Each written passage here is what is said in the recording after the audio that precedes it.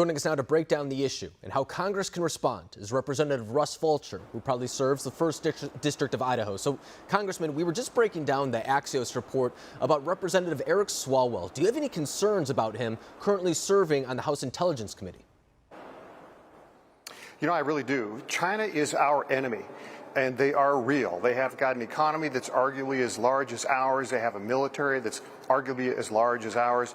And what just happened with the Swalwell situation is kind of a wake-up call that this is just how in-depth the Chinese will go to try to infiltrate American influence. So this is very troubling. Number one, because he's a member of the United States Congress. Number two, because he serves on the Intelligence Committee, has tremendous access to information.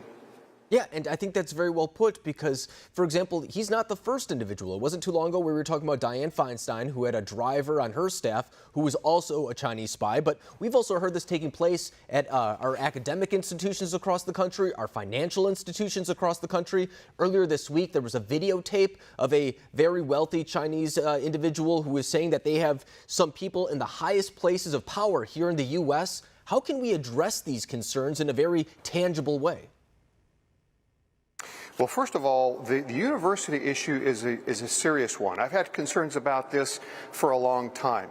We run the risk every time we import our students from other countries that we're actually training our adversaries. They'll go to some of these elite universities, they'll get specific training, and oftentimes they will use that against us later on in life. And so that's the first concern. The second one is it takes a seat away from an American student or an otherwise proper student that would not be a threat. So we need to put that through a very strict magnifying glass. Anyone applying to these universities needs to have a strict protocol they need to be subject to before they can be admitted.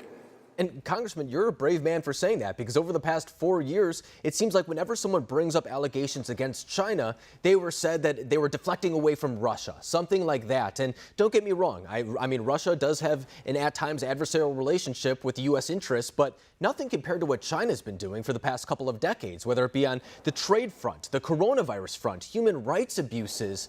I mean, is the United States not taking this threat seriously enough, or has it not been over the past couple of years? I do not think so. Russia is nothing compared to China. Their GDP is roughly the size of the state of Texas. China, on the other hand, has an economy as large as ours, and they are bent on destructing the U.S. They want to get rid of the American currency. They want to get rid of our way of life.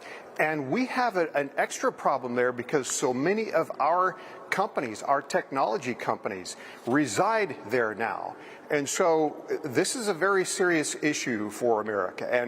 And Russia is nothing compared to China. Our threat is China. It is not Russia.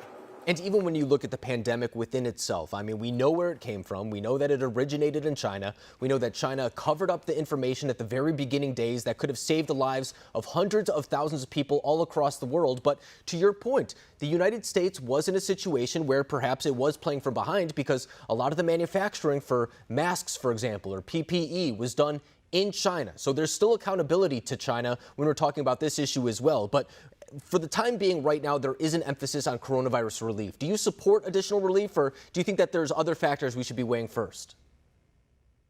Well, first of all, every time the American Congress votes on or approves another spending bill, we're sending that bill, we're sending an invoice to our grandkids, because no one in this listening audience is likely to be alive when that bill has to get paid off. We are that far in debt. So we've got to keep that in mind.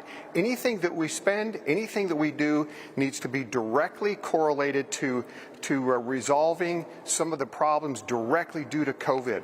The PPP extension plan, that might be something worth looking at because the government mandated that some companies shut down, and that's not right.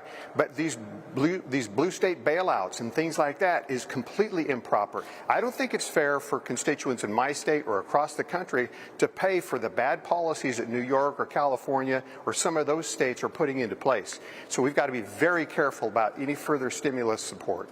And I think that you bring up a good point, too, and it's the idea that, for example, when California closes down businesses, they're also cutting off a revenue source that is coming back to them as well. And to just, for example, give out stimulus checks to a lot of people while keeping those small businesses down, that doesn't help them. That money ends up going to Amazon, Walmart, the places that are deemed to be essential that are staying open throughout this entire time. I think you bring up several interesting points. But Representative Russ Fulcher, I can't thank you enough for coming on the program tonight, breaking down the issue of China and also the coronavirus relief. Thank you.